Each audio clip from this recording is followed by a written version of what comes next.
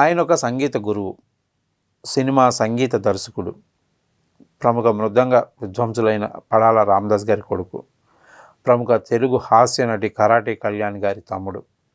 ఆయనే పడాల తారక రామారావు గారు.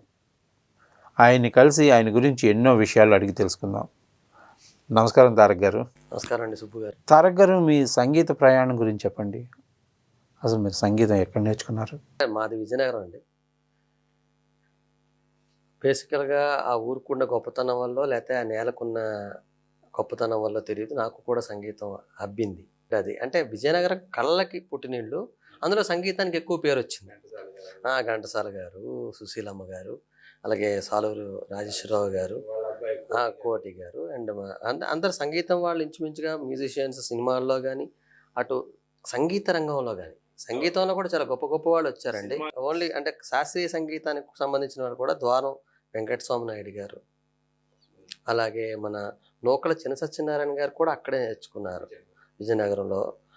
అక్కడికి వచ్చారు. నెక్స్ట్ మీకు నేదునూరు కృష్ణమూర్తి గారు, ఇలాంటి గొప్ప గొప్ప విద్వాంసులందరూ, వాసా వెంకటేశ్వరరావు గారు, మళ్ళా వీరెవరు అంటే మా మ్యూజికల్లో పనిచేసిన వాళ్ళు ఇంకా గొప్ప గొప్ప శ్రీరంగం గోపాలరత్నం గారు, ఎంతోమంది అండి, ద్వారం దుర్గాప్రసాదరావు గారు. మా నాన్నగారు 17 ఏళ్లకి ఆ అమ్మ దయ వల్ల రాష్ట్రపతి వివి గిరి గారి చేతుల మీదుగా వెండి వీణ తీసుకున్నారండి. మా ఫాదర్ ఆల్ ఇండియా రేడియో కాంపిటీషన్లో వచ్చారన్నమాట. అది చాలా గొప్పది. అలాంటి తర్వాత మళ్ళీ అంత గొప్ప కాలేజీలో నేను కూడా నేర్చుకోవడం జరిగింది. విజయనగరం సంగీత కళాశాల, మహారాజా ప్రభుత్వ సంగీత కళాశాల, రాజుగారు పెట్టిన కళాశాల, అందులో నేను కూడా నేర్చుకోవడం జరిగిందండి. ప్రస్తుతం మీ సంగీత జర్నీ గురించి చెప్పండి. సంగీత జర్నీ అంటే 2 రకాలు. నేను టీచర్గా బాగానే ఉన్నాను, సంగీతం టీచర్ క్లాసెస్ చెప్తున్నాను. అండ్ ఇక్కడికి వచ్చిన కొత్తలో డాన్సర్కి పాడాను, క్లాసికల్ డాన్సర్స్కి పాడాను. తర్వాత ఈటీవీ ఈటీవీ 2 స్టార్టింగ్ స్టేజ్లో చాలా వాటికి మ్యూజిక్ చేశాను.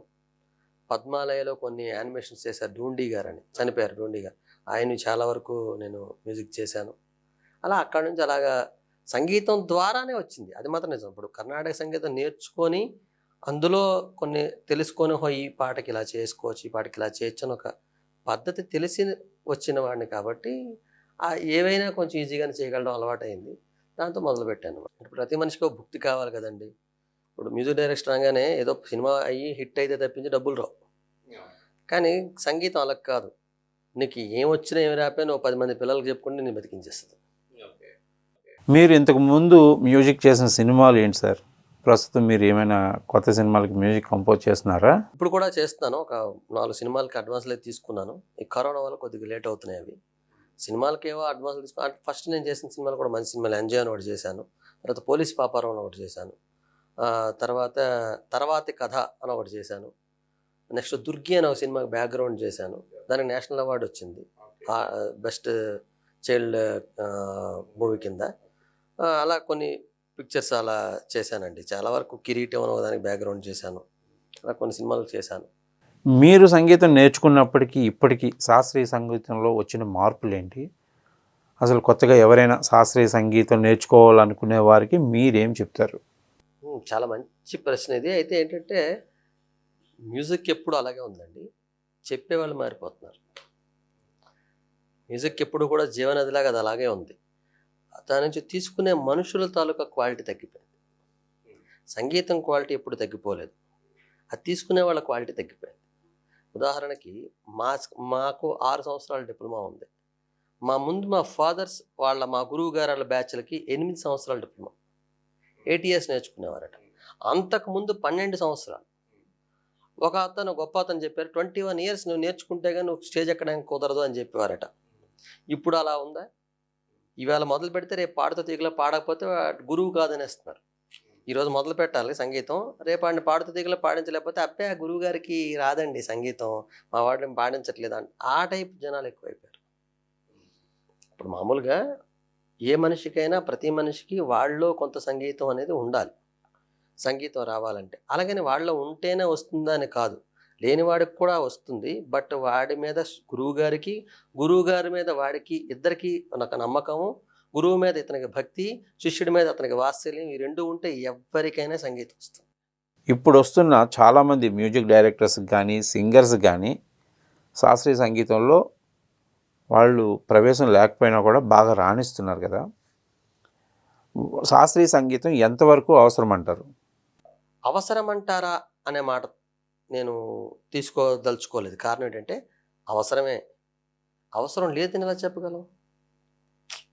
అవసరమే కదా. ఇప్పుడు డాక్టర్ గారు ఉన్నారండి, డాక్టర్ గారికి ఎంబీబీఎస్ అవసరమా? డాక్టర్ గారికి ఎంబీబీఎస్ అవసరమా అంటే మీరు అనొచ్చు, డాక్టర్ గారు అంటే మనిషి చచ్చిపోతారు కదండి. ఇది అంతకన్నా ఎక్కువ మందిని చంపేస్తుంది. మనకు తెలియదు ఆ విషయం. శాస్త్రీయ సంగీతం మీద బాగా పట్టున్న మీలాంటి సంగీత దర్శకులని డైరెక్టర్స్, ప్రొడ్యూసర్స్ ఎందుకు ఎంకరేజ్ చేయడం లేదనుకుంటున్నారు? నాకు సంగీతం వచ్చు అని అనుకున్నాను అనుకోండి, నేను వెళ్ళగానే ముందు అక్కడ ఉండే డైరెక్టరో సంథింగ్ ప్రొడ్యూసరో సంథింగ్ ఎవరన్నా మనం మీట్ అవుతాం కదా, వాళ్ళ ముందు మనకు సంగీతం బాగా వచ్చనగానే వాళ్ళు ఈ సంగీతం వచ్చు కదా, మనకు సంగీతం మంచిగా వస్తుందని ఆలోచించట్లే. ఇప్పుడు రోజుల్లో అమ్మో నీకు సంగీతం బాగా వచ్చు కదా, ఎక్కడ సంగీతం చేసేస్తాడో అని భయపడుతున్నారు. డైరెక్టర్స్కి ఇప్పుడులో అంత నాలెడ్జ్ లేని వాళ్ళు వస్తున్నారు. ఫ్రాంక్లీ ఎలా అంటున్నానంటే, పూర్వం డైరెక్టర్స్ అలా కాదు. ఒక డైరెక్టర్ దగ్గర చాలా రోజులు కష్టపడి సంగీతం, మ్యూజిక్ డైరెక్టర్ల దగ్గర కూడా వాళ్ళ అసిస్టెంట్లుగా ఉండి లిరిక్ రైటర్ దగ్గర పాటలు రాసుకుంటేవారంట. ఇవన్నీ చాలా చేసి చేసి చేసి వాళ్ళకు ఒక సంగీతం మీద ఒక అవగాహన వచ్చేది. ఇప్పుడు వస్తున్న డైరెక్టర్లకు ఏం లేదండి, ఒక చిన్న షార్ట్ ఫిల్మ్ చేస్తున్నారు అంటే మ్యూజిక్ డైరెక్టర్ అయిపోతున్నాడు. కొత్త సంగీత దర్శకులకి సినిమా అవకాశాలు బాగానే వస్తున్నాయి కదా.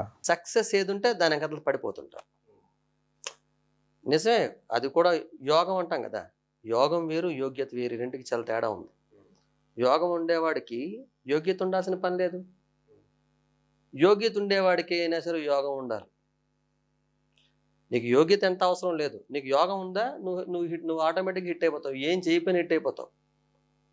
అంటే ఇప్పుడు ఈ రోజుల్లో ఎలా అయిపోయిందంటే, మన వాళ్ళ తాలూకా మైండ్ సెట్ ఏదో ఒక టీవీ షోలో కనిపించి వాడు వా అని పాడేస్తే ఇంకా అక్కడ తప్పించి వాడు ఏం పాడతాడండి? మీరు ఉదాహరణకి ఒక పాడుతా తీగలోనో దేంట్లోనో ఒక 10 పాటలు పాడాడు ఒక పిల్లాడు. వాడు బాగానే ఫస్ట్ కొట్టాడు. ఆ 10 పాటలతో జీవితం అయిపోతుంది కదా.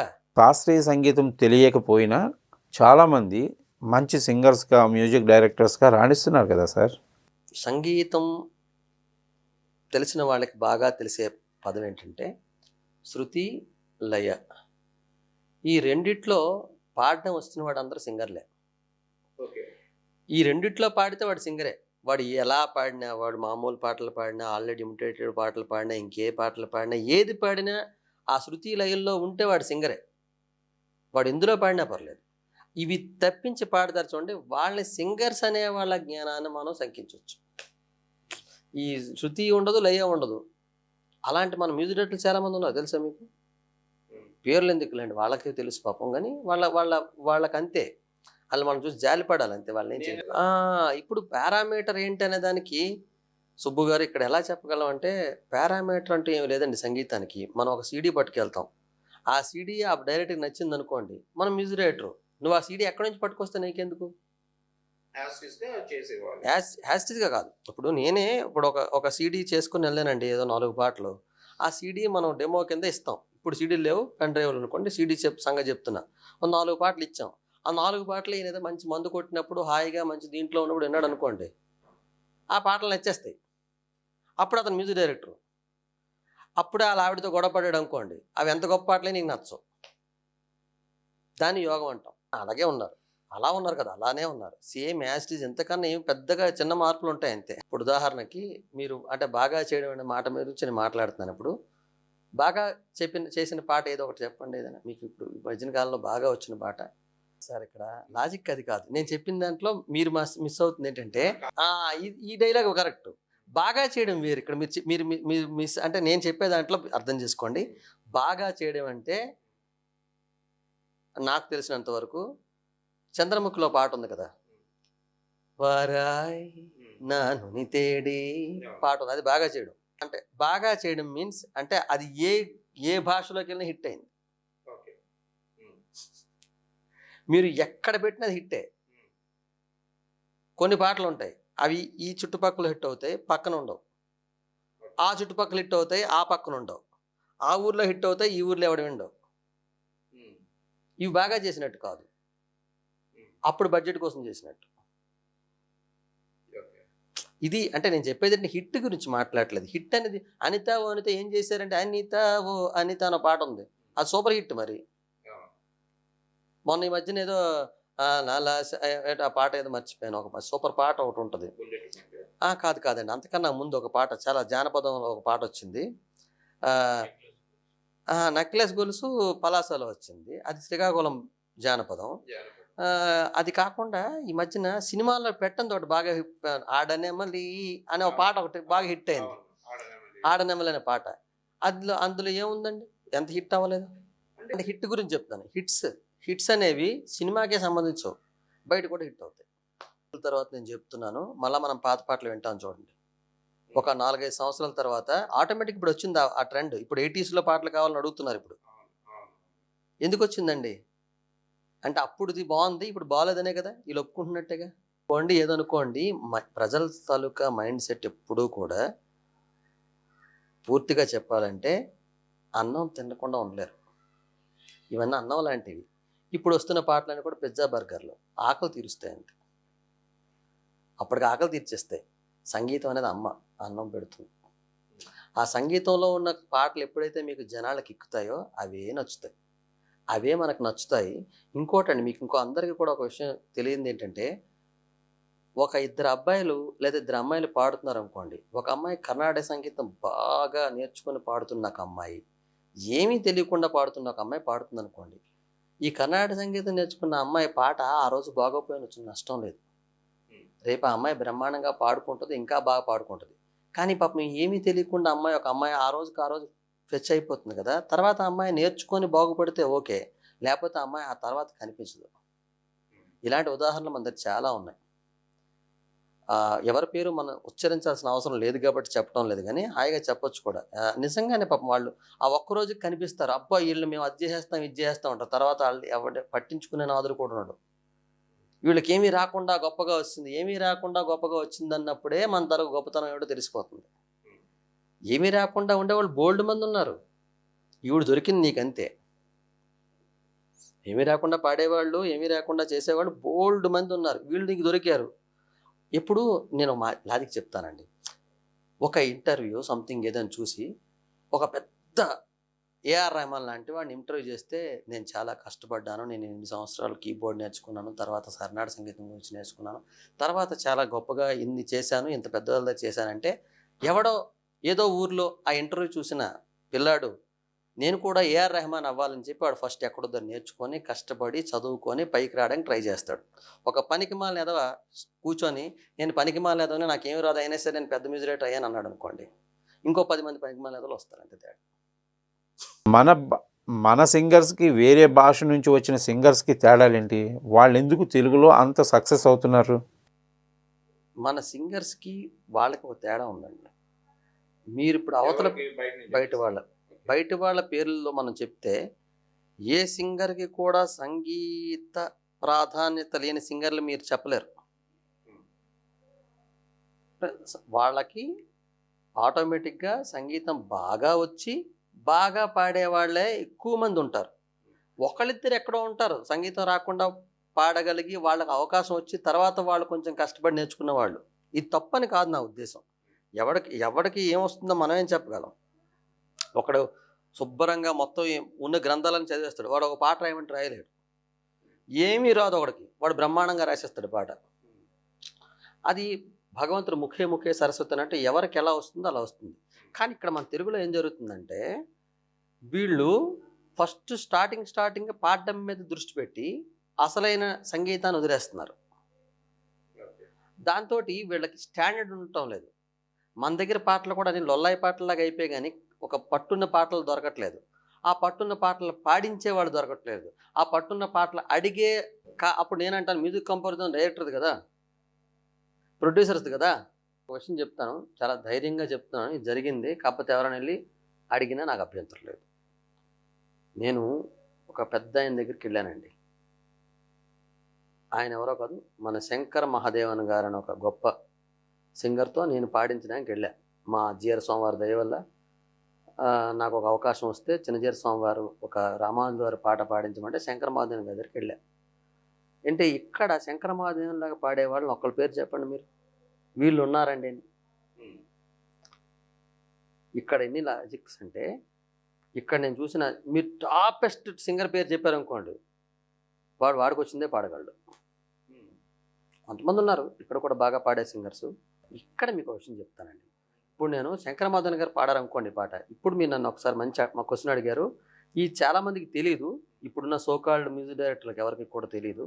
బట్ నేను చెప్తాను, ఎంత ధైర్యంగా ఎలా చెప్పుకోవాలంటే నాకు తెలుసు అందరి గురించి. అర్థమైందా? అంటే మరి మీరు ఎందుకండి వెళ్ళాలంటే నేను చెప్పాను కదా మీకు, నాకు అవకాశాలు లేవు, నేను వెళ్ళి ఎవరిని అడిగే పరిస్థితి లేదు, అందువల్ల రాలేదేమో అనుకుంటాను నేను. అని నేను రావాలని ఆశించట్లేదు, వచ్చిన వదలను. మనకు వచ్చే సినిమాలు చిన్న సినిమాలు వస్తాయి. పాపం చిన్న సినిమాలకి వాళ్ళకే సినిమా తీయడానికి బడ్జెట్ ఉండదు, ఇంకా సాంగ్స్కి ఏం పెడతారు సార్? ఆటోమేటిక్గా అవుట్పుట్ పడిపోద్ది మీకు. అంటే కొంతమంది వాదించే వాళ్ళు ఉంటారు, ఓన్లీ కీబోర్డ్ మీద చేయలేదా ఏఆర్ రెహమాన్, ఓన్లీ కీబోర్డ్ మీద చేశారు ఏఆర్ రెహమాన్ ఎవరు చెప్పారు? నేను చేసిన మంచి మంచి సినిమా అయినా సరే అప్పుడు ఇంత దీనిగా యూట్యూబ్ గట్లేదు. అది కూడా నాకు కొంచెం మైనస్ అయ్యింది. ఇప్పుడులాగా యూట్యూబ్ ఉంటే ఖచ్చితంగా ఆ పాటలు జనంలోకి వెళ్ళేవి. సరే, ఒకసారి ఒక టైం అయిపోయిన తర్వాత ఏవైనా నా పాటలు నాకే పాతగా అనిపిస్తాయి.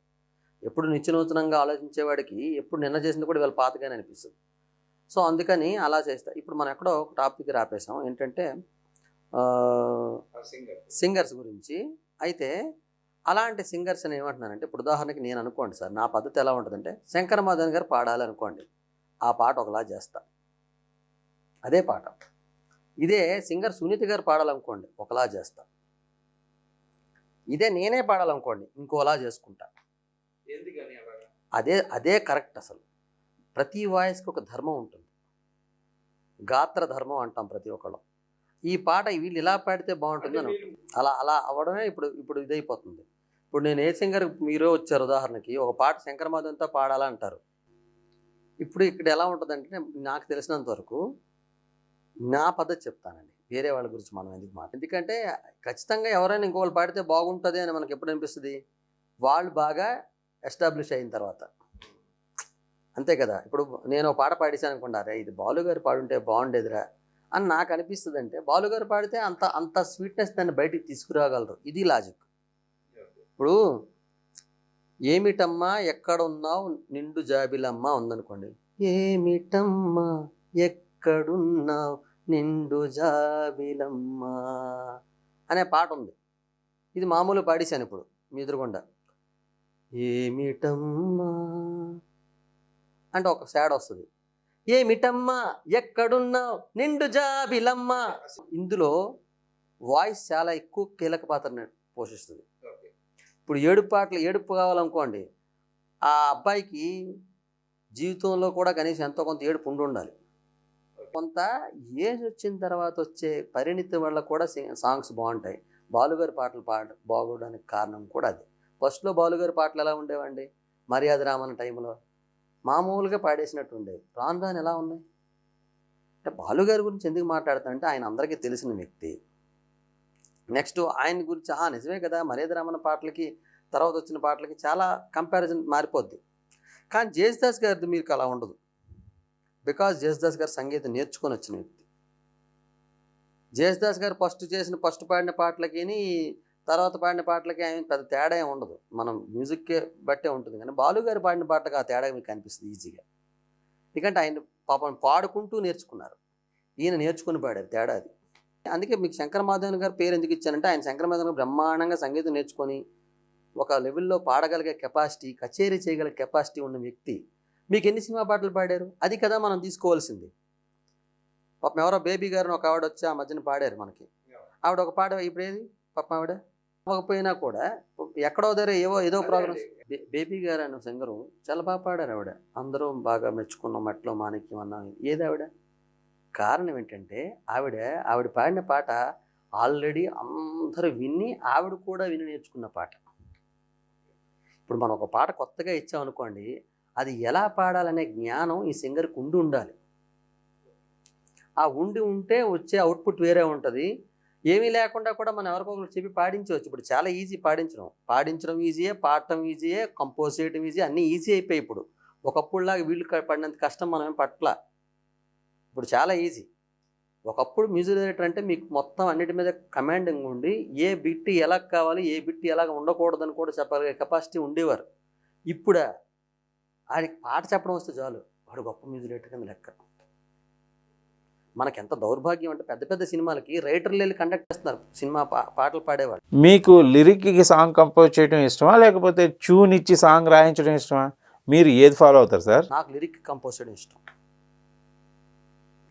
నాకు లిరిక్ కంపోజ్ చేయడం చాలా ఇష్టం. ఎందుకంటే నాకు లిబర్టీ ఉంటుంది కదా, ఆ లిరిక్ నేను ఒక 4-5 రకాలుగా ట్యూన్ చేయొచ్చు.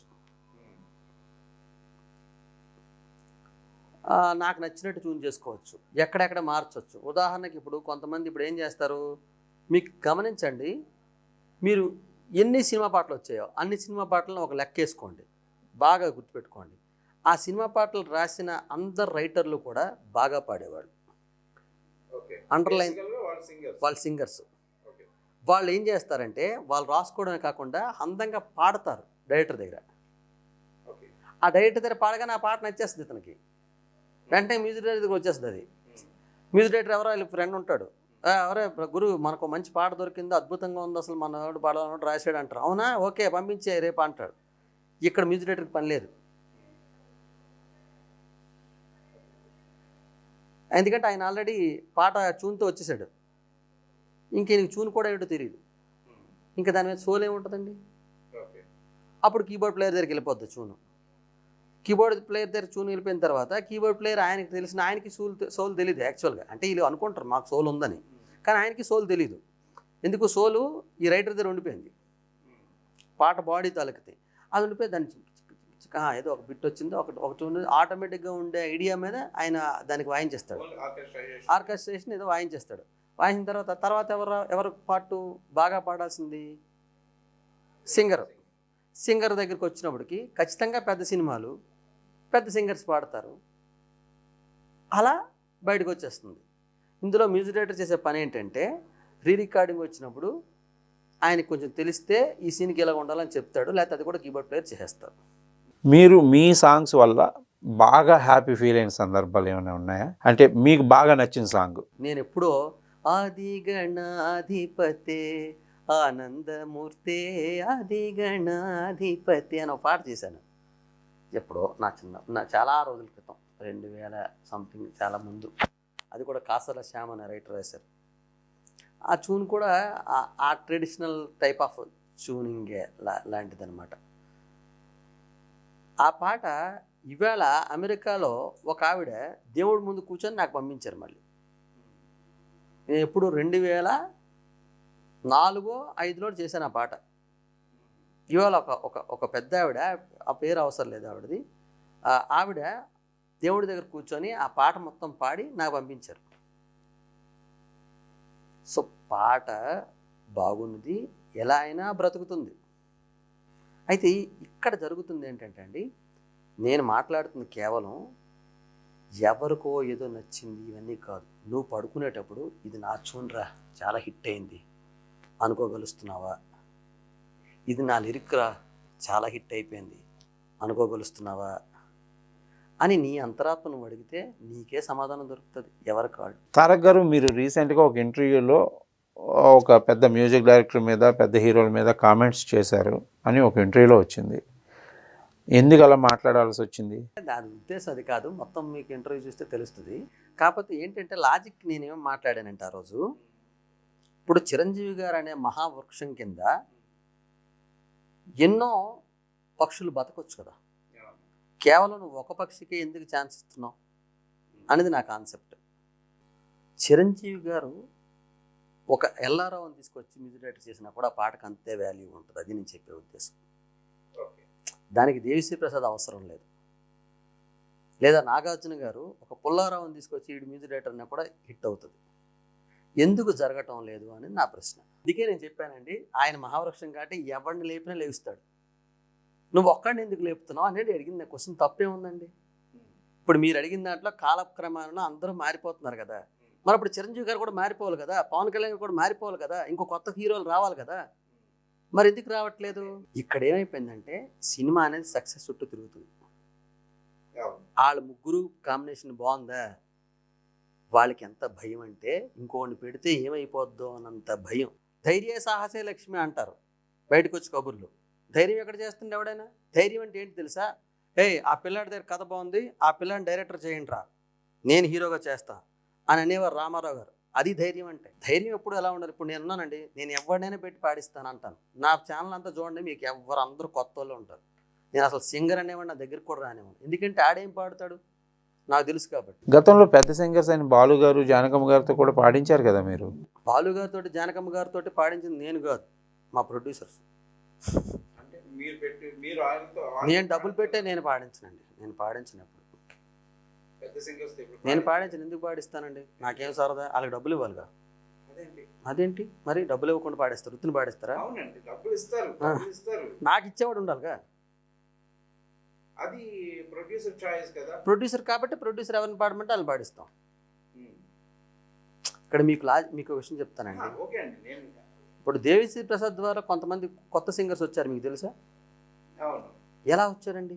ఆయన కూడా భయపడిపోయి అమ్మ బాలు గారే అని కూర్చుంటే వచ్చేవాడా ఇంకో కొత్త సింగరు? నేను అదే అంటున్నానండి. వాళ్ళు ఎంకరేజ్ చేస్తున్నారు కదా. ఎలా ఎంకరేజ్ చేస్తున్నారు? ఇవన్నీ చెప్తే పాపం మళ్ళీ బాధపడతారు అందరు. కానీ ఒకటి అయితే ఇక్కడ ఎంకరేజ్మెంట్కి 3 ఉంటాయండి. ఒకటి వాడి క్యాస్ట్ అయి ఉండాలి, లేదా వాడు బాగా దగ్గరోడు అయి ఉండాలి, లేదా రోజు ఇంకా వాళ్ళకి సబ్బు కొట్టుకుంటూ మందు కొట్టుకుంటూ తిరగాలి. అవే ఉన్నాయి. అసలు నువ్వే అవి సార్. అలా కొంతమంది ఎవరైనా అన్న అనుకునే వాళ్ళు ఉంటే 2-3 ఉంటారు. వాళ్ళ తర్వాత గగన సెగలికేసి కనుమరుగైపోతారు. అంటే ఇప్పుడు దేవిశ్రీ ప్రసాద్ గారు చాలా కొత్త వాళ్ళకి 3 మందికి ఆఫర్ ఇచ్చారండి. నేను అంటుంది ఏంటంటే, ఒకప్పుడు దేవిశ్రీ ప్రసాద్ గారు కూడా కొత్త వాళ్ళే. నేను ఈ మాట ఎక్కువ దేవిశ్రీ గారిని వాడుతున్నాను, ఎందుకంటే మనం ఆ వర్డ్స్ వాడుకుంటున్నాం కాబట్టి. ఇక్కడేమో ఆయన అంటే నాకేం చెడ్డ ఇది అభిప్రాయం ఏం లేదు. అలాగే ఇంకెవరైనా సరే కొత్త వాళ్ళకి ఛాన్స్ ఇవ్వాలి అనుకునేవాళ్ళు అయితే వాళ్ళు ఏదైనా ఒక ఇది పట్టుకొని రావాలి, ట్యూన్స్ సంథింగ్ ఏదో ఒకటి ఉండాలి. మొత్తానికి వాళ్ళకి ఏదో ఆపర్చునిటీ లేకుండా ఎవరిని మీకు ఎందుకు పైకి తీసుకొస్తున్నారండి? మీరు చుట్టమా పక్కమా? ఒక పాటని ఏ సింగర్ పాడుతున్నారో తెలుసుకుని ఆ పాడే సింగర్ని బట్టి ఆ సాంగ్ని కంపోజ్ చేస్తే బాగుంటుందా, లేక సాంగ్ కంపోజింగ్ అయిపోయాక ఆ పాటని ఏ సింగర్తో పాడిస్తే బాగుంటుందో చూసి వారితో పాడిస్తే బాగుంటుందా? శంకర మహాదేవన్ గారి పాడితే ఒకలా కంపోజ్ చేస్తాం, అదే పాట ఇంకొకళ్ళు కంపోజ్ చేస్తే ఒకలా చేస్తాం, అదే పాట ఇంకొకళ్ళు పాడితే ఒకలా చేస్తాం. ఇక్కడ లిరిక్ని కంపోజ్ చేస్తేనే ఈ వాల్యూ ఉంటుంది. మీరు ఒక పాటను తీసుకొచ్చి ట్యూన్ చేశారనుకో, ఒక ట్యూన్ ఇచ్చారనుకోండి, ఆ ట్యూన్ ఎవడు పడితే ఆడు పాడలేడు. ఆ విషయం ఇప్పుడు ఉన్న చాలామంది మ్యూజిక్ డైరెక్టర్లకి తెలియదు. అంటే మీరు ఎలా అంటానంటే నేను చెప్తా. ఇప్పుడు తననే నానా తానే నానా తానే నానా అని పాట ఉందనుకోండి, ఇది ట్యూను, ఇది ఒక లిరిక్ రాశారు. ఇప్పుడు నేను పాడిన దాంట్లో మీకు ఒక ఫీల్ వచ్చింది, అంటే మీకు ఒక ఫీల్ వచ్చింది, తనని నానా తానే నానా తానే నానా, ఒక ఫీల్ ఏదో మీకు ఒక ఫీల్ కలిగింది మీకు. ఈ ఫీల్కి ఎవరు పాడితే బాగుంటుందని ఆలోచించి పలానాలు పాడితే బాగుంటుందని పాడించేస్తాం, అయిపోయింది ఈ పాట. ఒక లిరిక్ రైటర్కి ఇచ్చాం, వాడు ట్యూన్ రాశారు, తన అంటే ఒక ఫీల్ కలిగింది, ఈ పాటకి ఎవరు పాడితే బాగుంటుంది అనుకుంటాం. అప్పటికప్పుడు మనకు ఎవరు ఉన్నారో అందుబాటులో ఒక సింగర్తో పాడించేస్తాం. కానీ ఇదే ఉదాహరణకి నేను చేసిన పాటల్లో మీకు చెప్తా. అదిగో శ్రీరామానుజ గణ గుణ గణ జయధ్వజం వినరో ప్రతి గుండెసడిగా ఆ రెపరెప అనుక్షణం, ఇది లిరిక్. ఇది రాసిన అతను రాంభట్ల నృసింహ శర్మ గారు.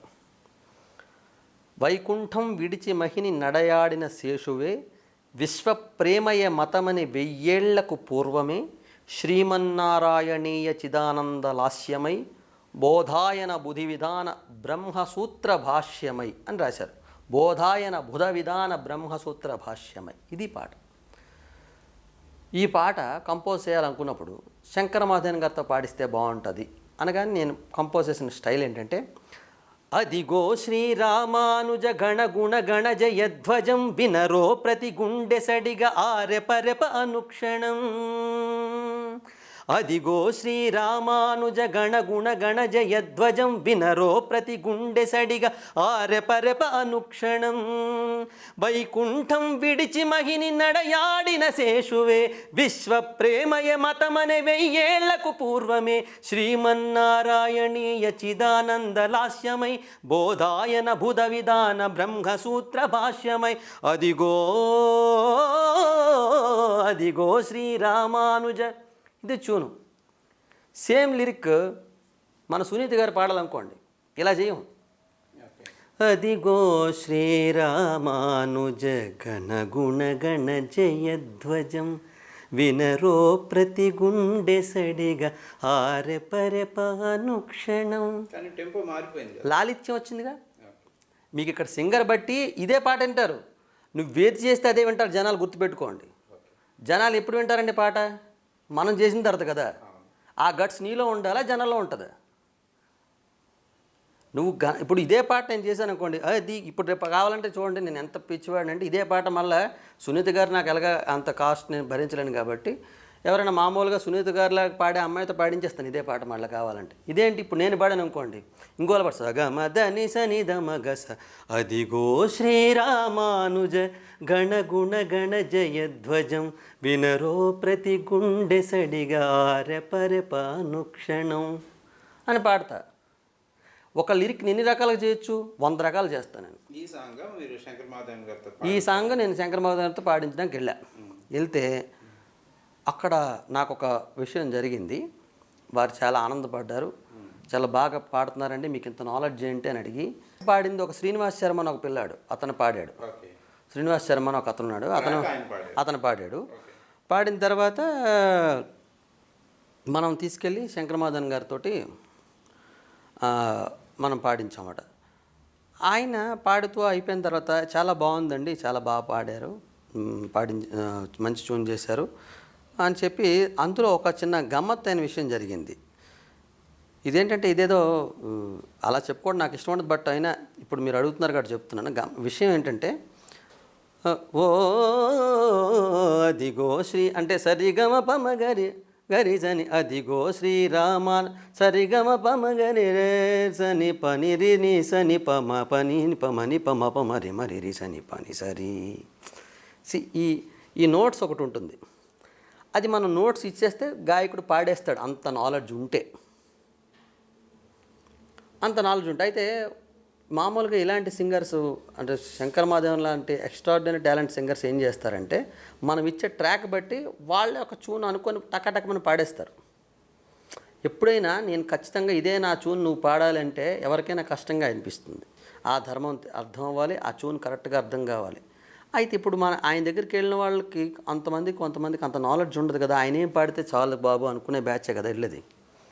సో వాళ్ళేంటి ఆటోమేటిక్గా ఆయన నచ్చినట్టు ఆయన పాడేస్తున్నారు. ఆయన అనుకున్న ఒక స్టైల్కి ఆయన బ్రహ్మాండంగా ఎలా పాడినా బాగుంటుంది. ఇదంటారు జుట్టున్నమ్మ ఏ కొప్పేసినా అందంగా ఉందన్నట్టు శంకర్ మహాదేవన్ లాంటి ఏం పాడినా బాగానే ఉంటుంది. ఆ గొంతుకున్న గొప్పతనం, ఆ గానంకున్న మహత్వం అది. సరే ఇది అవుతుంటే నాకెందుకో నచ్చలేదు. నేను చెప్పింది కాక ఆయన ఏదో పాడేస్తున్నారు. నేను వెంటనే అబ్జెక్ట్ చేసి ఆయన ఆపేస్తే ఆయన చాలా మెచ్చుకున్నారు. వెరీ గుడ్, మీరు మంచి నాలెడ్జ్ ఉంది మీకు, నేను పాడిన స్వరం చెప్తున్నారు, మీరు పాడిన స్వరం కూడా చెప్పేస్తున్నారు, ఎక్కడ నేర్చుకున్నారు ఏంటని అడిగి అప్పుడు ఆయన ఒక మాట ఏమన్నారంటే ఎంత కరెక్ట్ అంటే, హైదరాబాద్లో డైరెక్టర్లకి ప్రొడ్యూసర్స్కి అంత బుర్ర ఉండదండి, ఎవరిని పెడితే వాళ్ళని మ్యూజిక్ డైరెక్షన్ చేస్తుంటారు. ఈ మాట ఆయన అన్నాడు, నేను చెప్తున్నాను మీకు. బుర్ర ఉండదండి, ఎవరిని పెడితే వాళ్ళని మ్యూజిక్ డైరెక్షన్ చేస్తారు, విషయం ఉన్న వాళ్ళందరినీ పక్కన పెట్టుకుంటారు, ఏమీ లేనోడు ఒక 4 పాటలు తెస్తాడు మ్యూజిక్ డైరెక్టర్ అని చెప్పి అని డేప్ పాడేస్తారు. ఈ తప్పంతా మ్యూజిక్ ఇలా అయిపోవడానికి కారణం డైరెక్టర్ ప్రొడ్యూసర్ అండి, మ్యూజిషియన్స్ కాదని చెప్పారు ఆయన. అప్పుడు ఎవరో ఒక అంటే ఆయనకి ఎంత ఆయన ఈ మాట అన్నాడండి, గుండెల మీద చేసుకొని చెప్తున్నాను. నాకు హైదరాబాద్ మ్యూజిషియన్స్ అంటే పెద్ద మ్యూజిక్ డైరెక్టర్స్ అంటే పెద్ద ఏమంటారు దాన్ని కన్సర్న్ ఉండదండి, వాళ్ళకి ఏం తెలీదు, ఏదో వస్తారు పాడించుకొని వెళ్తారు, మనం డబ్బుల కోసం పాడుతాం అన్నట్టుగా చెప్పాడు ఆయన. అంతే. అంటే ఎప్పుడు అయినా సరే ఎవరి దగ్గరైనా మనకి విషయం లేదనుకోండి, అవతలోడి దగ్గర భయపడుతూ బతకాలి. మనకి విషయం అంతో ఇంతో నేర్చుకొని వెళ్తే అవతలోడు కనీసం మన దగ్గర భయపడుతూ కాకపోయినా గౌరవంగా ఉంటారు. ఆ గౌరవాన్ని సాధించాలంటే నీకు విద్య ఉండాల్సిందే. నువ్వు సింగర్ అవుతావా, నువ్వు సింగర్గా ఏం కావాలో చెయ్యి. నువ్వు డైరెక్టర్ అవుతావా, డైరెక్టర్కి ఏం కావాలన్నీ తెలుసుకో. నువ్వు ప్రొడ్యూసర్ అవుతావా, కనీసం ప్రొడ్యూసర్ కూడా నీకు చాలా తెలియాలి. ఎందుకంటే నువ్వు డబ్బులు పెట్టేస్తే కుదరదు. డబ్బులు ఒక్కటి పెట్టేసి అనుకుని నాశనం చేస్తారు. సో ప్రతిదానికి ఏదో ఒకది అనుకుంటుంది కదా. అందులోకి మ్యూజిక్ అనేది చాలా ఇంపార్టెంట్ రోల్ సినిమాకి. అది చాలామంది తెలియట్లేదు. బ్యాక్గ్రౌండ్ చేస్తే ఎంత బాగుండాలో దానికి ఇచ్చే అవుట్పుట్ ఇస్తేనే ఆ సీన్ నిలబడుద్ది. వితౌట్ మ్యూజిక్ సినిమా ఎందుకు నిలబడుతుంది? ఇప్పుడు ప్రస్తుతం ఆ సినిమా అవకాశాల కోసం మీరు ఏమైనా ప్రయత్నం చేస్తున్నారా సార్? నేనేం చేయట్లేదండి ఫ్రాంక్లీ. అంటే సినిమాలకి కంపోజిషన్ చేయట్లేదండి? కంపోజింగ్ కాదు, నాకు వచ్చిన సినిమాలు ఏవో కొన్ని 2-3 సినిమాలు చేశాను కదా. ఇప్పుడు కూడా కొత్తగా ఒక 3-4 సినిమాలకి అడ్వాన్స్లు అయితే తీసుకున్నాను. అవి అవుతాయి, చిన్న సినిమాలు కదా, అవుతాయి మన చేతిలో ఏముంటుంది, అది యోగం. అయితే నా దగ్గర చాలా పాటలు ఉన్నాయి ట్యూన్ చేసి, నేను ఎక్కడికి వెళ్ళి వినిపించను. అంటే అది కొంచెం నేను చేసే తప్పే, అది ఎవరు చేసేదే కాదు. ఎందుకంటే అలాంటివి ఎప్పుడూ కూడా మనం మన మీద వేసుకోవాలి. ఎవరో మనకి ఎందుకు అవకాశం ఇవ్వాలి అని కూడా అనుకోవాలి మనం. నేను ఇందాక మీకు చెప్పిన ఒక ఉద్దేశం ఏంటంటే, చిరంజీవి గారు లాంటి వాళ్ళు, ఇలాంటి పెద్దవాళ్ళు, వాళ్ళకి ఒక స్టేజ్ వచ్చిన తర్వాత కొంతమందిని కొత్త వాళ్ళకి అవకాశం ఇవ్వకుండా కొత్త సంగీతం ఎక్కడ పుడుతుంది? అవే దెబ్బలు అవే దరువులు కదా. కొత్తగా ఎందుకు వస్తుంది సంగీతం? అయితే వాళ్ళదే జోలు మాకు అనుకుంటున్నారు. ఇక్కడ జరుగుతుంది అది. ఇక్కడ హీరోలు మ్యూజిక్ డైరెక్టర్కి ఏమి ఉండదండి. డైరెక్టర్ ప్రొడ్యూసర్ ఎవరిని అనుకుంటారో వాళ్ళు ఉంటారు. సార్ మీరు చాలా అన్నమాచార్య కీర్తనలు కంపోజ్ చేశారు కదా, వాటి గురించి చెప్తారా? నేను అన్నమాచార్య కీర్తనలు కంపోజ్ చేసుకుంది నా తృప్తి కోసం. ప్రతి మనిషికి ఒక ఆత్మసంతృప్తి ఉంటుంది కదండి. అలా అన్నమాచార్యుల వారు ఆయన లైఫ్లో 32,000 కీర్తనలు రాశాడు. మామూలు మనిషి ఎక్కడ రాస్తారండి? దైవకృప, దైవ సంకల్పం ఉంటే అలాంటివి రాస్తారు. దాంట్లో మీరు ఎన్ని కీర్తనల వరకు కంపోజిషన్ చేశారు? ఇప్పుడు మొత్తం అందరూ కలిపి 2,500 దాటలేదు. ఆయన 32,000 రాస్తే మనందరం కలిపి 12,000-13,000 దొరికాయండి మనకి. ఇంకా దొరుకుతాయి. ఎందుకంటే వాటికి ఏ పాట అయినా సరే, ఇప్పుడు మనం 700 సంవత్సరాల క్రితం అన్నమాచార్య కీర్తన అది వాళ్ళది ఇప్పుడు మనం బ్రహ్మాండంగా పాడుకుంటున్నాం.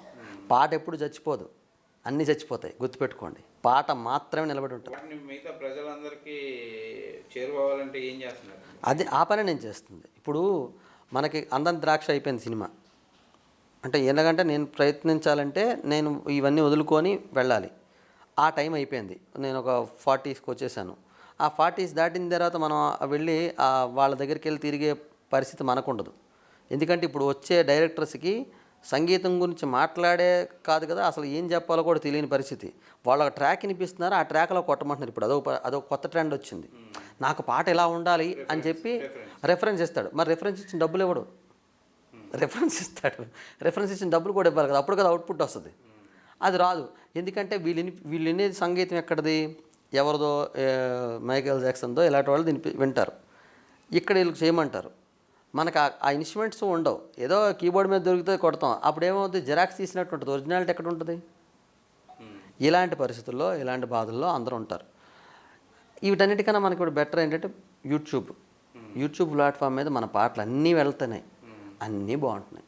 ఇప్పుడు నేను ఒక పాట మొన్న గోదా కళ్యాణం టైంలో రంగని కళ్యాణం ఇది శ్రీ రంగని కళ్యాణం అని ఒక పాట చేశాను. అది నా ఛానల్లోనే ఒక 50,000 వ్యూస్ దాటాయి. అది నాకు చాలా ఎక్కువ. తారక్ గారు, మీరు ఇప్పుడు చిన్నజీర స్వామీజీకి భక్తి పాటలు కంపోజ్ చేస్తున్నారని చెప్పారు. అసలు స్వామీజీ నుంచి మీకు ఆ అవకాశం ఎలా వచ్చింది, దాని గురించి చెప్పండి. అదొక అదృష్టం అండి. వెంకటేశ్వర స్వామిని ఎలా అయితే పరమాత్ముడు అని ఉంటాడో మనం అనుకుంటామో, హిందూ ధర్మంతో నమ్ముతుందో, చిన్నజీర స్వామీజీ అంటే ఆచార్యుడు, జగదాచార్యుడు. ఆచార్యుడు అంటే ఆచరించి చూపెట్టేవాడు అంటారు కదా. అంటే ముందు వాళ్ళు దైవాన్ని ఎలా కొలవాలో వాళ్ళు చేసి మనకు చూపిస్తారు. అంటే అంటే ఇక్కడ మార్గదర్శకులు బాగా చెప్పారు. ఇప్పుడు మిగతా వాళ్ళందరూ గురువులు కాదండి. వీళ్ళు పీఠం పెట్టుకుంటారు అంతే, ఒక పీఠమే కూర్చున్నట్టే. వీళ్ళందరూ జడ్డి బ్యాచ్ ఇదంతా.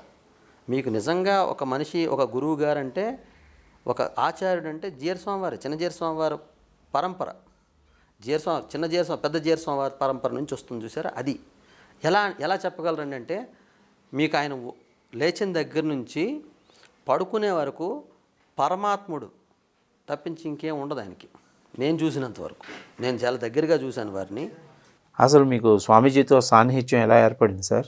నేను అన్నమాచార్య కీర్తనలు చేశాను కదా సార్. ఆ చేసిన తర్వాత మాకు డాక్టర్ రవీంద్ర అని చెప్పి ఒక మంచి ఫ్రెండ్ ఉన్నారండి. వారు నాకు అనుకోకుండా పరిచయం అయ్యారు. పరిచయం అయ్యి,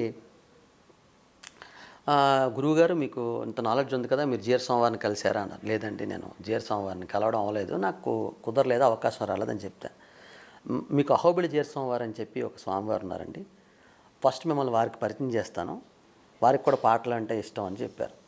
తప్పకుండా సార్ వస్తానని చెప్పి నేను వారి దగ్గరికి వెళ్ళడం జరిగింది. ఒక కారులో అల్వాల్ వెళ్తున్నారు అప్పుడు అహోబిళి జీర స్వామివారు. వారితో పాటు నేను కూడా డాక్టర్ రవీంద్ర గారు ఇద్దరం కలిసి అదే కారులో అల్వాల్ వెళ్ళాం. వెళ్తే అప్పుడు నా సీడీస్ వీరు తారక రామారావు గారండి పాటలు కంపోజ్ చేస్తారు, అన్నమాచార్య కీర్తనలు పాడారంటే అవునా అని పలకరించి, ఏమైనా సీడీలు ఉన్నాయంటే సీడీ ఉంది స్వామివారు అని చెప్పాను. అంటే అంటే పాప వారు ఎంత గొప్పవారంటే, ఏమంటే సీడీస్ ఉన్నాయంటే నేను అన్నమాచార్య కీర్తనలు అని చెప్పలేదు. మామూలుగా సీడీస్ తీస్తే ఏమంటే మేము వేరే పాటలు ఏమి వినామండి, సినిమా పాటలు గట్ట, ఓన్లీ వెంకటేశ్వర స్వామి అంటే పెట్టండి అని చెప్పారండి. నేను అక్కడే షాక్ అయ్యాను. అంటే ఈ రోజుల్లో కూడా ఇలా స్వాములు ఉన్నారా అనిపించింది నాకు. లాజిక్ అర్థమైందా మీకు? అంటే మేము వేరే పాటలు, సినిమా పాటలు గట్ట వినమండి, వెంకటేశ్వర స్వామి పాటలు అయితే పెట్టండి అని చెప్పారు, అన్నమాచార్య కీర్తనలు అయితే పెట్టండి అని చెప్పారు. నాకు అంటే స్వామి అన్నమాచార్య కీర్తనలు నేను వేరే పాటలు ఏం చేయలేదని చెప్పాను అప్పుడు. అంటే సరే అని అన్నమాచార్య కీర్తనలో పెడితే వారికి నచ్చాయి. బాగున్నాయండి, బాగా చేశారు, చాలా బాగుంది మ్యూజిక్ గట్టా అని చెప్పారు, మెచ్చుకున్నారండి. మెచ్చుకున్న తర్వాత నన్ను ఒక అల్వాలోనే ఒక 2 భజనలు పాడమంటే పాడాను. నేను పాడిన తర్వాత జనాలు కొంచెం బాగానే రెస్పాండ్ అయ్యారు. అది స్వామివారికి నచ్చింది. నచ్చి మీరు మాతో పాటు అప్పుడప్పుడు వస్తూ మాతో పాడుతున్నానంటే, అయ్యో తప్పకుండా, అంతకన్నా మహద్భాగ్యం ఏంటండి, వాళ్ళు పిలవడమే, అంటే వాళ్ళ ఆ మాట సెలవు ఇవ్వడమే గొప్ప విషయం కదా, తప్పకుండా స్వామివారు అని చెప్పి నేను అక్కడికి వెళ్ళి పాడుతుంటే నా గురించి చెప్పినట్టున్నారు స్వామివారికి. ఒకరోజు సడన్గా మార్నింగ్ రమ్మన్నారు, 7:30కే లేచి, అంటే వెళ్ళగా పరిగెట్టుగా అక్కడ జీర స్వామివారి దగ్గర అందరూ పాడుతున్నారు. నేను వెళ్ళాను. అప్పటికి స్వామివారి తీర్థగోష్ఠి అవుతుంది, తీర్థ భజన కార్యక్రమం అవుతుంది. నేను ఎలాగ నాకు మైక్ ఇచ్చి పాడండి ఒక పాట అని చెప్పారు అహోబిళి జీర స్వామి. నేను పాట పాడితే జీర స్వామివారు ఇలా వచ్చి చూసి ఆశీర్వదించారు. వెంటనే నాకు ఒక ఏదో ప్రసాదం ఇలా ఇచ్చి వెళ్ళండి అన్నారు. ఏమిటో ఎందుకు వెళ్ళమంటారో నాకు తెలియదు. వెళ్ళాను. వెళ్తే ఒక రూమ్లోకి తీసుకెళ్ళి కొన్ని పాటలు ఇచ్చారు, ఇవి కంపోజ్ చేయండి అని. కంపోజ్ చేయండి అంటే, ఓ అవునా స్వామివారు అందుకు పిలిచారా అంటే, అవును మీరు మొన్న అన్నమాచార్య కీర్తనలు పాడారు కదా, ఇవి కూడా అలా కంపోజ్ చేయండి అని చెప్పారు. అంటే తప్పకుండా స్వామివారు ఎప్పుడు చేయమంటారు అంటే, ఇప్పుడే చేయండి అన్నారు. అవునా స్వామి అంటే నేను అనుకున్నాను కంపోజ్ చేస్తే తీసుకురావాలేమో అనుకో, లేదు ఇప్పుడే చేయండి అన్నారు. సరే స్వామికి దండం పెట్టి, స్వామివారికి ఒక దండం పెట్టుకొని మొదలుపెట్టా. 9 పాటలు అరగంటలో కంపోజ్ చేశాను. వితౌట్ ఎనీ ఇన్స్ట్రుమెంట్స్ ఏమి లేవు, కంపోజ్ చేశాను. అవి గుర్తు కోసం రికార్డ్ చేసుకున్నాను. పైకి జీర స్వామివారి దగ్గరికి వెళ్ళాం. జీర స్వామివారు కూర్చోబెట్టారు, పాడండి అని చెప్పారు.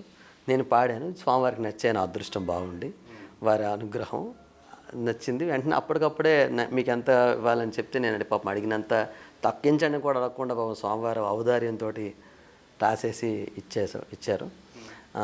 చెక్ రాసి స్వామివారి చేతుల మీదుగా ఇచ్చి నన్ను ఆ రోజు కటాక్షించారండి. అప్పుడు 9 పాటలు చేశా. మళ్ళీ బద్రీనాథ్ వెళ్ళా. బద్రీనాథ్లో అదే పాట నేను కంపోజ్ చేసిన పాటే పాడితే అక్కడ జనాలందరూ కూడా బాగా రెస్పాండ్ అయ్యారు. స్వామివారికి బాగా నచ్చింది. ఎన్ని పాటలు చేశారు నేను కదా, 9 పాటలు చేశాను స్వామివారు అన్నాను. అంటే ఎలాగని ఇంకొక 50 పాటలు చేయండి అన్నారు. ఓ స్వామివారు అంటే ఆ ఫ్లైట్ దిగడంతో డైరెక్ట్గా నన్ను ఆశ్రమంకి వెళ్ళిపోయాను. అక్కడే ఆ రోజే ఒక 50 పాటలు కంపోజ్ చేశాను. కంపోజ్ చేసి మళ్ళీ అవన్నీ రికార్డింగ్ కోసం పెట్టుకొని ఆ రికార్డింగ్ అంతా చేశానన్నమాట. ఆ తర్వాత మళ్ళీ ఇంకొక 50 పాటలు. ఇప్పుడు అలా జీర స్వామివారి పాటలు, జీర స్వామివారి ద్వారా అయిన పాటలు 140 అయ్యాయి. ఇంకా వారి దగ్గరికి వెళ్ళిన తర్వాత ఆ ప్రోగ్రామ్స్ పాడుకోవడం అవి చాలా గొప్పగా ఉంటాయండి. అన్నీయును తన ఆచార్యాధీనము చెన్నుమీర హరిపాద సేవ చేయు మనస అంటాడు అన్నమాచార్యులు వారు. ఇంకోటండి, సినిమా వాళ్ళకి ఉన్న ఒక అపోహ ఏంటంటే, అంటే సినిమా వాళ్ళకి అని ఎందుకంటున్నానంటే, నీ సినిమాల కోసం అప్పుడు నీకెందుకు ఆ సినిమా వాళ్ళ కోసం అనేవాడు కూడా ఉంటాడు. నా ఉద్దేశం ఏంటంటే, సినిమాకి సంగీత దర్శకుడు అనేవాడికి అంతో ఇంతో మ్యూజిక్ వస్తే మంచి సంగీతం బయటకు వెళ్తుంది. ఇది ఒక్కటే నాకుండే ఒక చిన్న ఇది. నేనే ఎవరికైనా సంగీతం తెలిసిన వాడు ఏదో కీబోర్డ్ ఏదో చేసేవాడిని, అలాంటి వాళ్ళనే కనీసం పెట్టుకోండి. ఇప్పుడు ఏదో మీకు తెలుస్తారు కొంతమంది బాగా టాలెంట్ ఉంటుంది, వాళ్ళకి కనీసం కొంత నేర్పండి, నువ్వు నేర్చుకొని రా అని చెప్పండి. అప్పుడు మంచిగా వెళ్తుంది సంగీతం అని నా ఉద్దేశం. ఇప్పుడు మనం అందరం సంగీతం బాగోలేదండి, ఎందుకు పాత పాటలే నచ్చుతున్నాం, మన కొత్త పాటలు ఎందుకు నచ్చడం లేదు? మీరు ఎప్పుడైనా కొత్త పాటలు పెట్టుకొని హాయిగా పడుకున్నారా? ఈ కొత్త పాటలు దేనికి పనికొస్తాయంటే 2 పెగ్గలు లోపల వేసుకొని ఎగరడానికి పనికొస్తాయి. మీకు నిద్ర రావాలంటే పాత పాటలే పెట్టుకోవాలి. ప్రస్తుతం మీరు అన్ని భక్తి పాటలే కంపోజ్ చేస్తున్నారా? అబ్బే లేదు, నాకు జాజర్ టీవీ అని ఒక ఫోక్ ఛానల్ కూడా ఉంది. సంగీతం అనేది అదొక మాధ్యమం అండి. ఆ మాధ్యమం అంటే ఒక లాంగ్వేజ్ వచ్చినవాడు, ఒక సంగీతం అనేది ఒక లాంగ్వేజ్, దానికి పాటకి సంబంధం లేదు. మీరు ఏ పాట అయినా చేయగలగడం సంగీతం. ఇదే పాట చేయడం సంగీతం ఏముంది? అది డివోషనల్ అంటే డివోషనల్కి ఏంటంటే అది పేరులో ఉంది డివోషన్, అది సముద్రం, ఇవన్నీ మామూలువే. అందులో ఇదేవాడు ఇవన్నీ పిల్లగాలు. మీరు ఎలాంటి సాంగ్స్ ఇష్టపడతారు సార్? నా ప్రొడ్యూసర్ హ్యాపీ అయ్యే సాంగ్స్. మీకు వ్యక్తిగతంగా? నేను హాయిగా సంగీతం కూర్చొని పాడుకోవడం ఇష్టం నాకు. డివోషనల్ పాటలు చేయడం వల్ల 2 రకాల లాభం ఉంటుందండి. లాభం చెప్తా, మనం ఉండిపోతాం, మనం పైకి వెళ్ళాక కూడా ఉంటాం. సినిమా పాటలకు అది ఛాన్స్ ఉండదు, అది ఆ టైం బీయింగ్ అంతే, అయిపోయిన తర్వాత ఎవడో. ఇప్పుడు మీకు సినిమా అవకాశం వస్తే చేస్తారా? బ్రహ్మాండంగా చేస్తాను, ఆల్రెడీ చేశాను, ఇప్పటికీ చేస్తాను. ఛాన్స్ రావాలి కదా, సినిమా అనేది ఇంకోళ్ళు ఇవ్వాలి, డివోషనల్ మనమే చేసుకోవచ్చు, ఇంతే తేడా. సినిమా అనేది ఇంకొకళ్ళు ఛాన్స్ ఇవ్వాలి, డివోషనల్ మనమే ఇంకోళ్ళకి ఛాన్స్ ఇవ్వచ్చు, ఇంకోళ్ళని పాడించవచ్చు, ఇంకో 10 మందిని డెవలప్ చేయొచ్చు. ఈ ఛాన్స్ డివోషన్లో ఉంటుంది. మీకు చెప్పాను కదా, ఇప్పుడు జగన్నాయకుడు అంటే కథానాయకుడు అంటే మన సినిమాకు ఒకడు ఉంటాడు,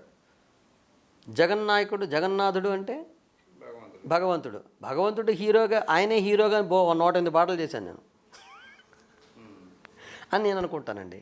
ఈజ్ పెద్ద హీరో కదా మనకి. అలాగే రామానుజాచార్యులు అని ఒక గొప్ప ఆచార్యులు, ఆయన హీరోగా పెట్టి 108 పాటలు చేశాను నేను, అన్నీ ఆయన గురించి పాడినవే. సో అలాంటి పెద్ద హీరోలకే నేను పాటలు చేశాను కదా. మామూలు కథానాయకుడు అనే చిన్న హీరో అతను. సార్ మీరు మ్యూజిక్ కంపోజింగ్ కాకుండా ఇంకా ఏం చేస్తారు? డివోషనల్ సాంగ్స్ పాడతానండి. ఎక్కువగా నేను క్లాసెస్ చెప్తాను, నా దగ్గరికి వచ్చి నేర్చుకునే వాళ్ళు నేర్చుకుంటూ ఉంటారు. వస్తున్నారండి, బాగానే వస్తున్నారు, పర్వాలేదు వస్తున్నారు. ఇక్కడ అది కూడా ఒక విధమైన వ్యాపారం అయిపోయిందండి, సంగీతం కూడా వ్యాపారం అయిపోయింది. ఇప్పుడు ఒక టీచరు అతను ఏమి చెప్పడు, కానీ అతని స్టూడెంట్స్గా అందరికీ పేరు వస్తుంది. అతను చెప్పేవో మహా అయితే ఒక 4-5 పాటలో 15 పాటలో 20 పాటలో ఉంటాయి. అది ఎవరికి బాగా పాడినలుగా చెప్తాడు. బాగా పాడిన వాళ్ళకి ఆయన ఏం చెప్పడు, బాగా పాడితే ఆయన దగ్గరికి వెళ్ళొచ్చు, ఆయన దగ్గర కొంత నేర్చుకోవచ్చు. అయితే ఒక పాట నేర్పిన గురువే అనే సంస్కారం ఉంది. ఆయన కూడా గురువే, 6 సంవత్సరాలు నేర్పిన నేను గురువే. ఇంకా పైపెచ్చి నేను కాదు గొప్పవాడు, ఈ 6 సంవత్సరాలు నేర్పిన గురువులు కాకుండా ఈ ఒక్క పాట నేర్పిన గురువే గొప్పవాడు అనే స్టూడెంట్స్ ఉన్నారు కదా ఈ రోజుల్లో. విషయం కాకుండా లబ్ధి. నేను చెప్పేది అది తప్పు కాదు, అన్నీ కరెక్టే. అయితే ఇప్పుడు మనం పాట ఏం నేర్చుకుంటున్నాము, అది కరెక్టా కాదా అనే జ్ఞానము, ఏమి నేర్పుతున్నాం అనే స్పృహ పేరెంట్స్కి ఉండాలి. పేరెంట్స్ ఇంపార్టెంట్ ఇక్కడ. పిల్లలకి సంగీతం రావాలంటే ఎవరికి కావాలండి? పిల్లలకి తెలుసా? పిల్లలకి కారం ఏదో ఆ తీపి ఏదో తెలుస్తుందా? అమ్మ పెడుతుందా? అలాగే పిల్లలకి ఏం నేర్పించాలో కూడా పేరెంట్స్ ఆలోచించాలి. కాదు పేరెంట్సే పిల్లలకన్నా ముందు గాబరాగా ఉంటున్నారు, మా వాళ్ళు రేపు పాడుతూ తీగలు పాడేయాలి, మా వాడు వెళ్ళి బోల్బేబులు పాడేయాలి, ఇదే గోల. వాళ్ళకి సంగీతాలు ఏమొస్తాయి? ఇంకా సంగీతం ఎందుకు నేర్చుకుంటారు? అసలు సినిమా పాటలు నేర్పించడం ఏమిటండి?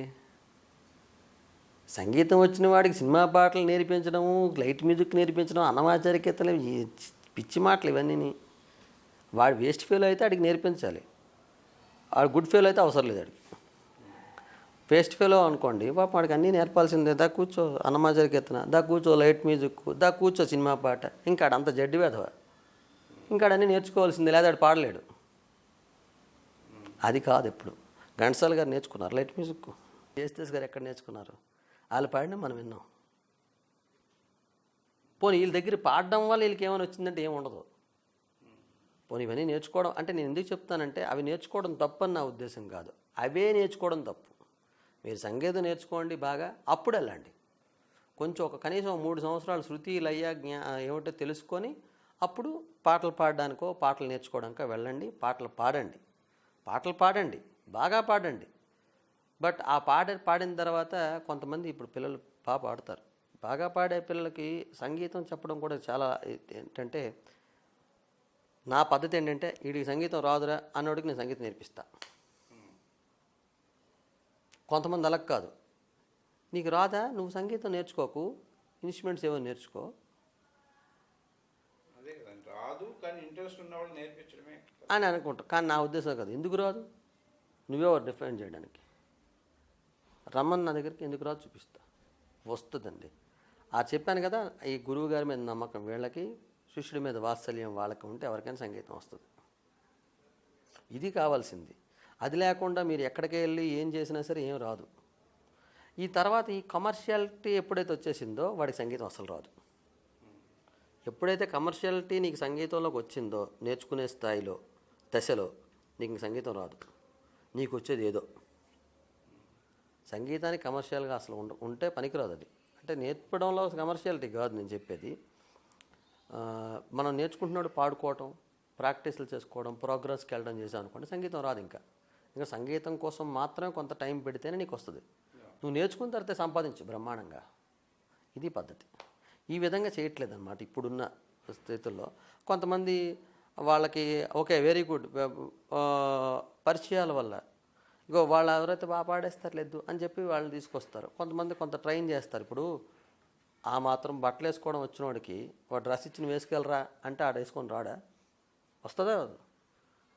అస్సలు ఏమీ తెలియని నాగరికుని తీసుకొచ్చి ఇదిగో ఇది బట్ట, ఇది చేసుకోని అయినా అని చెప్తే అది నువ్వు గొప్పతనం. అంతే, అలా జరుగుతుంది ఇప్పుడంతా. మీరు సినిమా కోసం చేసిన సాంగ్స్లో మీకు బాగా నచ్చిన సాంగ్ ఏంటి? నేను సినిమాలో చేసిన నాకు బాగా నచ్చిన పాట బాలాజీ మంగు రాశారు అండ్ శ్రీకృష్ణ పాడాడు ఈ పాట.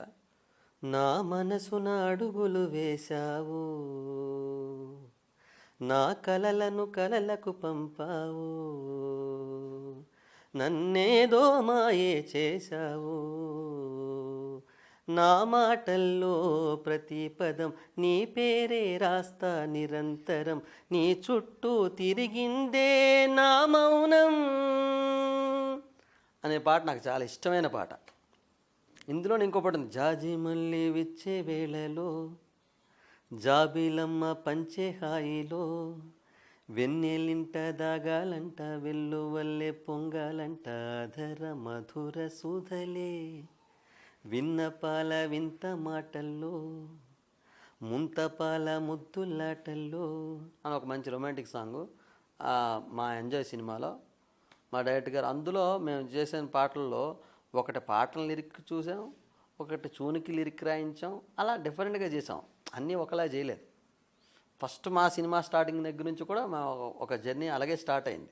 ఇప్పుడు దాంట్లో చూసారా ఈ పాట జాజిమల్లి ఇచ్చే వేళలో పాట మనం చూనికి లిరిక్కి చూన్ చేసాం. నా మనసును అడుగు వేసాం, నేను చూనిస్తే అతను రాశారు మంగు బాలాజీ అని అతను. ఇలా ఒక్కొక్క దానికి అలా చేసాం కదా మనం.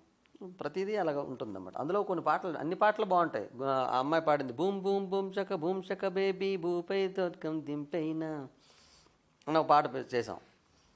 అవి సినిమాకి అలాగా ఎర్లీ మార్నింగ్ పిసారు స్టార్ట్ అయ్యాడు రో, ఇంట బయట పంచాయతీలు తీరుస్తాడు రో, వీడి పేరే పాపారావు, కష్టాలేవి వీడి దరికే రావు, పోలీస్ పాపారావు వీడే పోలీస్ పాపారావు. శివాజీరాజా గారి మూవీకి చేశాను. అందులో పాట ఉంటుంది తుపాకీ, వినరా వినరా బ్రదరు ఈ తుపాకీ కహాని బ్రదరు, ఎదురుంటే ఎల్లంత శివరు లేదంటే తనాని శివరు అని పాట ఉంటుంది. సాహిత్యం చాలా గమ్మత్తుగా ఉంటుంది. తుపాకీ గురించి ఉంటుంది పాట అంతా. తుపాకీ మీద పాట. ఎప్పుడు చైనాలో ఇది పుట్టింది 14th సెంచరీలో, ఒక వెదురు బొంగు మల్లె షేపు కొత్తగా మార్చింది 16th సెంచరీలో, ఒక ఇనప గొట్ట మల్లె అని తుపాకీ కథ చెప్తా పాట. ఇవి కాక డివోషనల్గా నేను చాలా చాలా పాటలు చేశాను. అన్నమాచార్య కీర్తనలో అందరికీ ఇష్టమయ్యే పాట, అప్పడుండే కొండలోన ఇప్ప పూలు ఏరబోతే ఇప్ప పూలు కప్పలా ఏరా, ఓ వెంకటేశ అప్పులు గలవాని వలెనే అని ఒక పాట. ఇది నాకు బాగా ఇష్టమైన పాట. చాలామంది పాడుకుంటారు, చాలామంది ఇప్పటికీ ఆ పాటని ఎక్కువ ఎంజాయ్ చేస్తారు ఎక్కడ పాడినా కూడా. ఇందులో బోల్డ్ ఉన్నాయి. క్లాసికల్గా చేసిన వాటిలో ఉన్నాయి కొన్ని పాటలు. ఆ పాటల్లో అంటే దీనుడనేను దేవుడవో నీవో దీనుడనేను దేవుడవో నీవు నీ నిజ మహిమే నెరపుటగాక దీనుడనేను. ఇప్పుడు ఈ పాట ఉంది, దీనుడనేను అంటే దీనుడు, దేవుడవు నీవు హరి హరి హరి.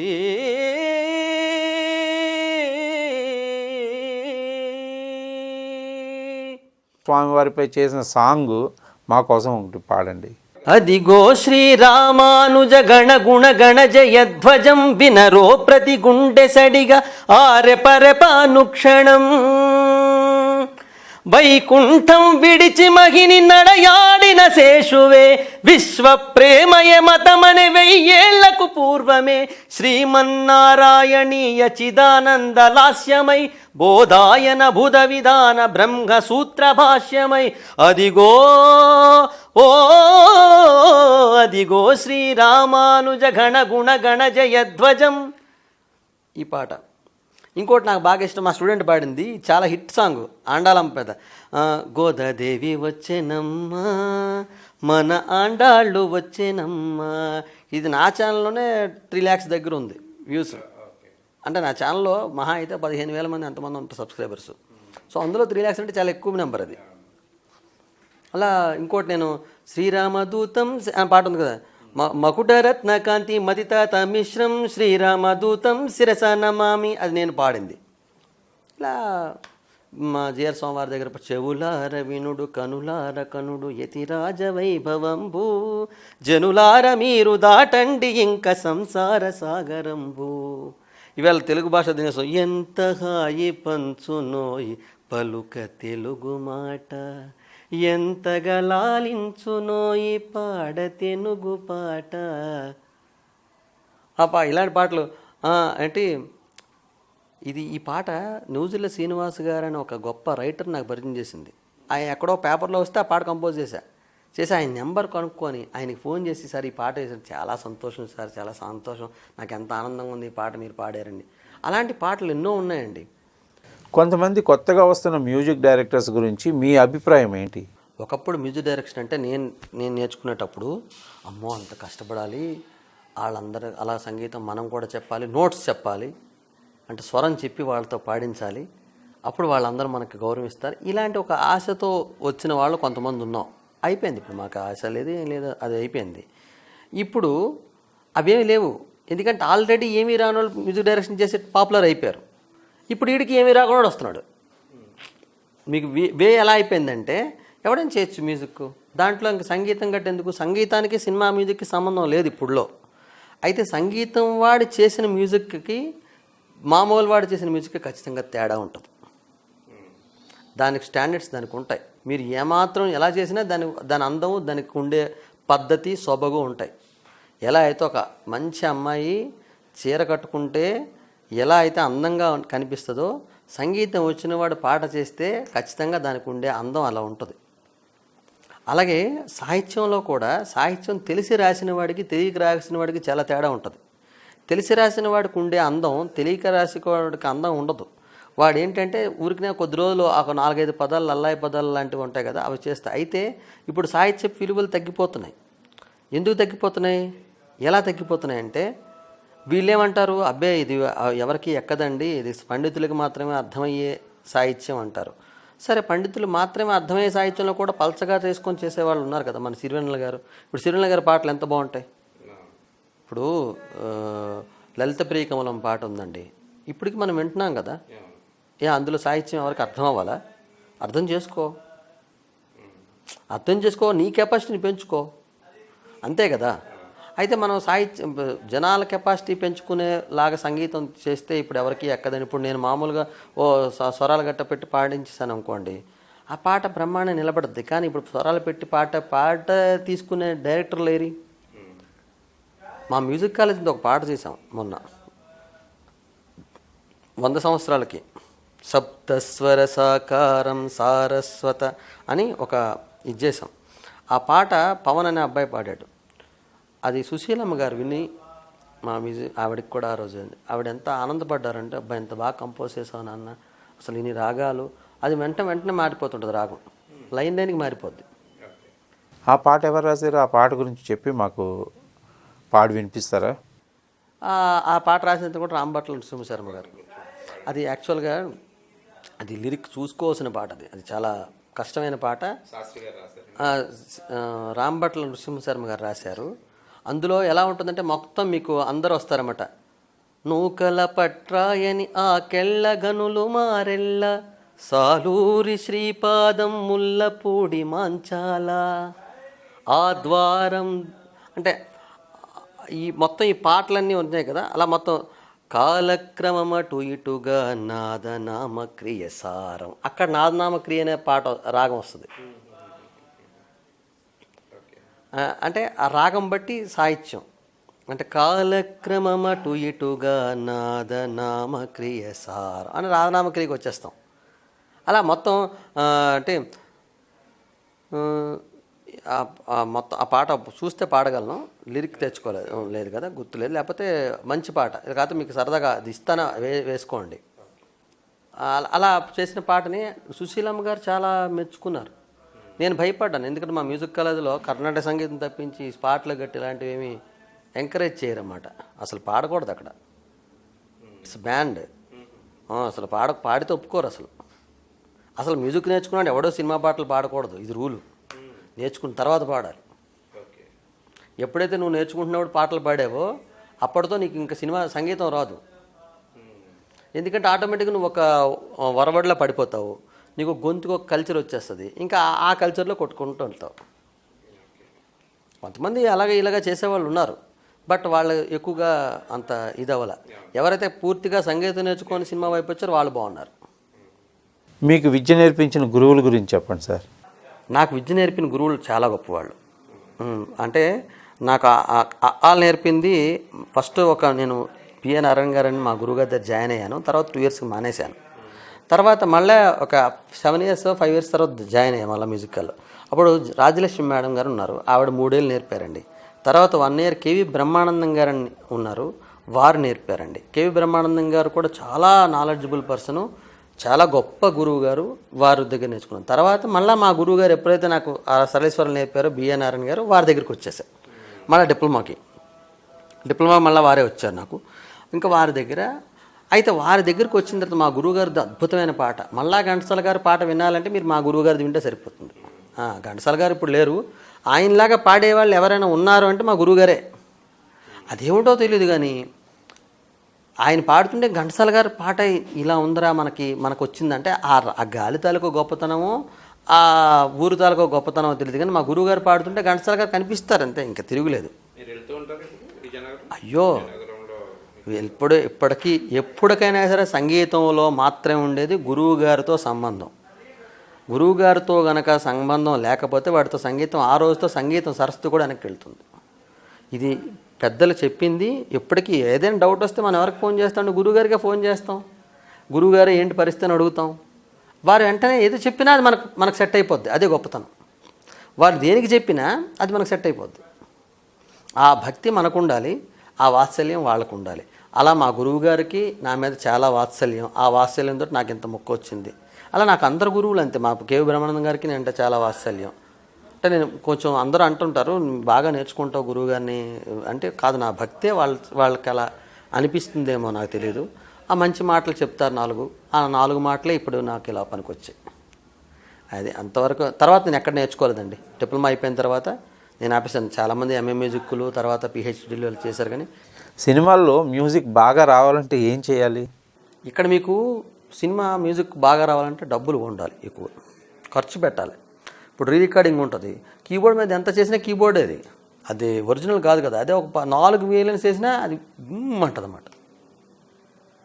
వీళ్ళు ఇప్పుడు చేసే పెద్ద పెద్ద కొంచెం ప్లేయర్స్ ఏం చేస్తారంటే, మీరు పాట ఇవ్వగానే వాడు రిథమ్స్కి లైవ్ పంపిస్తాడు, ఆ లైవ్ వచ్చిన రిథమ్కి రిథమ్ బాక్స్ చేస్తాడు, పంచ్లా ఉంటుందన్నమాట.